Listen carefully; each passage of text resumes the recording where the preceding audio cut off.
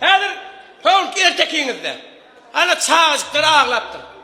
Eceler gelip duraw. Arda yaptırlar, bağlama ağlayadı. Korkutturlar sizden. Saç ağırttır küçük sağa. 7 yaştan sonra ağır ya saç o. Bol şatayın oyna. Ertekiden. Möçük. Howul sözü. Senin toğuşun. Ve yarav ertekin sağlık. Hava ertekin sağlık.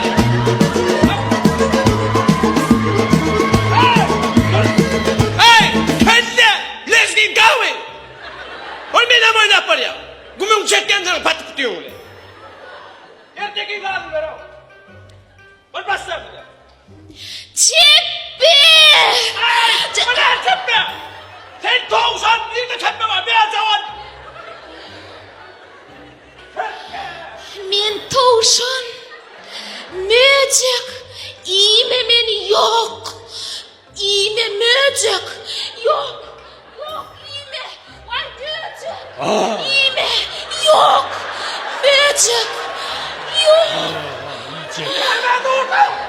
Möcek, çeppi, iğme meni, çeppi. Dur!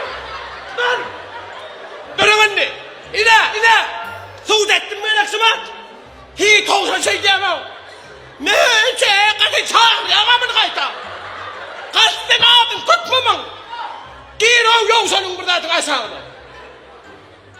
Çeppi! Ne hemen çeppedi?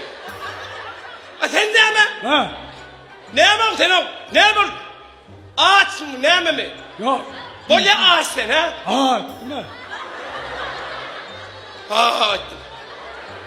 Sen möcekli oturuyorsun, ondan ağırsa derhal yanmak yutma değil mi? Hırrrr. Ne askının yok mu? Seni kafeden doyup gelen möceğe min diyor. Bolya. İnsan koy. Sen zökre senem tahir. Kart kolyan. Suğa kart kol paryanın nemez kesin yürü döröten senem. Mahım. Zökre. Mahım derler beyleki. Ağla bol. Suğa gitmedi. Korkanı satayım. Çömeğin mi?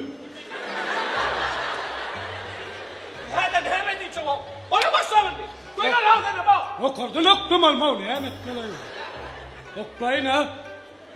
Sen kart kol paryan ha. ağ. Neye yardım sen? Başlar. Koyanayım o. Hey, Zökre tahir. Tanmış hey. Başlayalım mı? Başla. Tahir! He. Yok garip olma Tahir! Yok!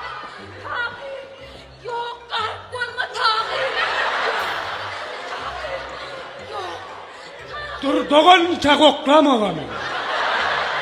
Gidiverin o yüzünden hemen dur. Bıkır. Kalk Tahir! Sen gitsen ben ne ederim?